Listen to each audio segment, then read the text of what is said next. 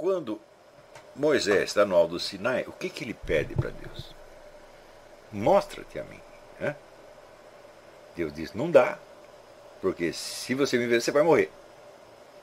E não dá para você morrer agora, porque você vai ter que descer lá e informar os outros caras. Então, você vai ver algo de mim, mas não a mim, propriamente dito. Né? Então, bom, é sempre tudo o que vemos de Deus, é algo dele. Tá certo? E este algo, em geral, é mais do que suficiente para você comprovar a presença dele. Este algo é, por exemplo, o que se manifesta num milagre. Tá certo? Você conhece a Deus pela sua ação, pela sua presença no mundo e não pela sua substância, não pela sua essência, evidentemente. Mas você conhece alguém pela sua substância? É? Não. Todo mundo que você conhece é pelas suas ações e pelas suas manifestações, sempre parciais. Então por que com Deus seria diferente? Se eu não conheço minha própria mulher, meus próprios filhos, pela sua essência, tá certo? Mas só pelas suas ações, pela sua presença, por que com Deus seria diferente? É? Se Deus é muito maior e muito mais difícil de aprender, mas mesmo que não fosse, você não conhece um gato pela sua substância, você não conhece uma tartaruga pela sua substância, mas só pelas suas ações, pelas suas manifestações exteriores. Esta ilusão, vamos dizer, esta maneira de ver que considera a relação entre o homem e Deus como a relação entre duas substâncias autossubsistentes que se relacionam entre si, isto aí é exatamente o que vem do cartesianismo, essa herança cartesiana. Não é isso? Ora, o mais incrível é que Kant, um dos pontos de partida de Kant tinha sido justamente as análises que David Hume fez do conhecimento humano. E David Hume prova que é impossível você, por experiência, saber que você tem um eu ou uma consciência. Ele diz, com toda a razão, nós só temos experiência dos nossos estados, de sensações, de pensamentos, sentimentos. Não temos experiência nenhum do eu. Então presta atenção. As pessoas você conhece só pelas suas ações, pelas suas manifestações exteriores, que são sempre parciais. Os animais você conhece também só por suas manifestações exteriores, não pela sua substância. Não é isso? E você mesmo, você conhece só pelas suas manifestações para você mesmo, não pela sua substância. Por que você deveria conhecer Deus mais do que isto? É? Em suma, tudo o que nós conhecemos é por manifestações exteriores. Mas tem algo que nos faz enxergar, não visualmente, não sensorialmente, mas intelectualmente, a substância por trás de tudo, inclusive por trás de nós mesmos. O que é este algo? Isto é a ação do Espírito Santo. Isto é o topo da inteligência humana. E esse topo não tem explicação natural. Esse topo é puramente sobrenatural. Esta é a ação do Espírito Santo. Ou seja, nós sabemos que nós temos um eu, por quê? Porque Deus tem um eu e ele infundiu em nós. É o que eu expliquei outro dia no Facebook. Deus, quando cria o ser humano, ele cria o corpo dele por um meio e com uma matéria e a sua autoconsciência por outro meio e por outra matéria. O primeiro ele cria com o barro. E o segundo ele cria com o seu sopro. As pessoas entendem, não, o sopro é a vida, no sentido biológico da coisa. Não pode ser. Por quê? Porque antes de criar o homem, Deus já havia criado os pássaros, os mamíferos, os répteis, os peixes, etc. E todos tinham vida. Então não é possível que ao criar Adão do barro, Adão não tivesse vida animal alguma. O sopro é algo mais do que a vida animal. Deus sopra o seu espírito. Então isto quer dizer que a nossa compreensão, vamos dizer, da nossa própria autoconsciência, nós só temos graças ao influxo divino, graças à ação do Espírito Santo em nós. Senão nós não teríamos de jeito nenhum. Os animais não têm isso, nenhum animal tem. Você nunca vai ver um animal recordando a sua vida e se arrependendo dos seus erros, e nem lamentando o mal que aconteceu. Não é isso? Eu não devia ter comprado esse carro, eu não devia ter casado com essa mulher, não devia ter feito isso, não devia ter investido, não devia ter votado no Lula. Nenhum animal faz isso. Ele não tem autoconsciência. Tem alguma consciência, sim, mas não autoconsciência no sentido humano. De se enxergar como uma substância vivente que persiste ao longo do tempo e que é autor das suas ações e, portanto, responsável por elas. Que é a base de toda a moralidade possível. Hume demonstrou por A mais B e demonstrou de maneira definitiva, não temos experiência do nosso eu. Mas, no entanto, nós sabemos que ele existe, porque se ele não existisse, eu não poderia nem estar dizendo isso aqui. Então, nós sabemos que em nós mesmos existe algo inacessível à experiência. E é este algo inacessível à experiência que nos permite ter experiência e compreendê-la. Ora, a prece é justamente uma aproximação deste núcleo da autoconsciência, na qual você busca, vamos dizer, a raiz da autoconsciência no Espírito Divino. Como é que você faz isso? Você não pode sair para fora da sua autoconsciência. Portanto, você não vai poder ver a origem da autoconsciência como se fosse uma coisa, uma entidade separada. Esta origem é algo que te envolve, te abarca e te contém, de algum modo. E você não pode ter acesso a esta origem saindo para fora de si mesmo. Porque se você sair, você apagou a autoconsciência, daí que se você apagou a autoconsciência, como é que você vai saber a raiz dela? Portanto, o modo da autoconsciência sondar a sua própria raiz é através da participação e intensificação. E esta intensificação é justamente isto que é a operação dificílima que a prece possibilita. Enquanto você está repetindo as palavras da prece, algo se passa na sua consciência. E esse algo que se passa é uma espécie de retorno da autoconsciência à sua origem. Origem que não é conhecida como coisa, mas é conhecida como participação e intensificação. É próprio da consciência ser sempre mais consciência.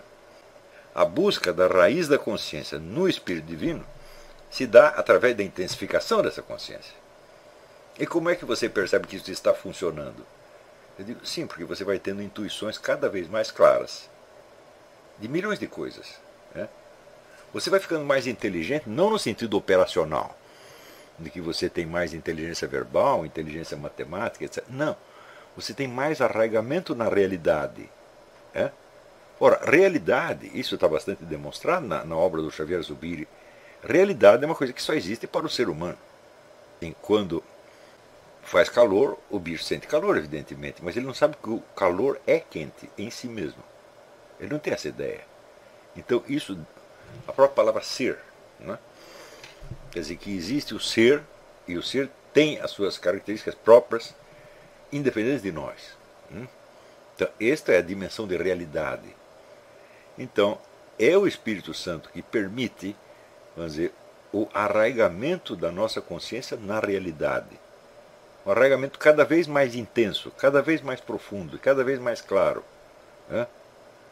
E é o que permite também, na medida que você tem esse arraigamento, você não está conhecendo a sua realidade, aí você está conhecendo também a si mesmo. No sentido de conhecer o que é a sua autoconsciência, você saber que ela é um milagre, você saber que você só tem um eu, porque Deus te emprestou o eu dele. E de que através da participação na autoconsciência divina, que é uma participação mínima, infinitesimal, tá certo? Você consegue algo que nenhum outro animal consegue. Sem esta autoconsciência, como seria possível, por exemplo, o arrependimento dos pecados? Eu acho que não dá, você não pode ter nem autoconsciência biográfica. Quer dizer, sem esta autoconsciência, você não poderia ver a sua vida como, vamos dizer, uma narrativa ao longo do tempo. Ela seria apenas uma sequência de episódios inconexos, que você nem se sabe se passaram com o mesmo personagem, ou 2, ou 3, ou 4, ou 20. Mas é esta percepção da unidade, por assim dizer, unidade transcendente da nossa personalidade, é o que você obtém através da prece e através da intensificação da experiência da autoconsciência. A autoconsciência não pode se intensificar a si mesma por nenhum esforço. Para ela fazer isso, seria preciso que ela fosse realmente uma entidade independente. E ela não é. Nós temos independência, mas na operação das nossas funções cognitivas normais. Memória, razão, imaginação, etc, etc, etc.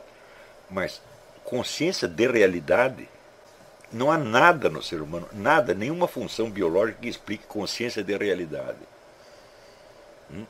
Você pode pegar todas as funções cerebrais humanas e você verá que elas seriam exatamente a mesma se todos os pensamentos dela e todas as percepções fossem fictícias.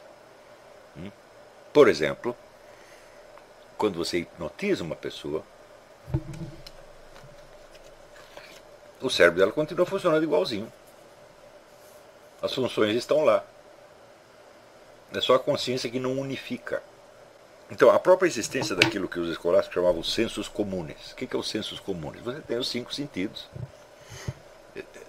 E você ouve, por exemplo, um gato miar e você vê o gato miando. Como é que você sabe que o gato que você está vendo é o mesmo que está miando? Ou existe uma outra função que junta os estímulos dos vários sentidos, ou isso seria impossível. Isso, evidentemente, os sensos comunes não é todo o senso da realidade, mas ele é uma parte importante dele. Então, o funcionamento deste senso de realidade é uma coisa que não se explica fora da ação do Espírito Santo. Um dos motivos pelos quais você ora é você estar falando com você mesmo em busca daquilo que Paulo Claudel dizia: Deus é aquele que em mim é mais eu do que eu mesmo. Isso quer dizer que a nossa identidade, a nossa egoidade, por assim dizer, ela é muito imperfeita e muito tênue. Ela se desfaz.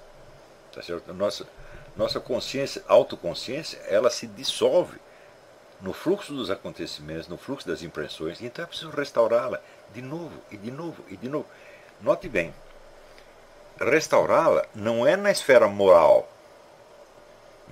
Eu quero me lembrar dos meus pecados para eu me arrepender. Fala, não, para você se arrepender dos pecados, a possibilidade do arrependimento moral depende de uma identidade cognitiva anterior. Sem a identidade cognitiva, como é que você teria o senso da autoria e, portanto, o senso da responsabilidade pelos seus atos? Impossível. Então, qual é a primeira coisa que Deus quer de você? Que você se arrependa dos seus pecados, seja bonzinho? Jamais. Ele sabe que isso é impossível se você não tiver autoconsciência. E que se você não ter autoconsciência nenhuma, se ele mesmo não estiver continuamente reforçando esta autoconsciência. Está entendendo? Então, primeiro, a autoconsciência cognitiva. Depois, a autoconsciência moral. Mesmo porque a maior parte da moralidade se refere a atos que você faz para com outras pessoas.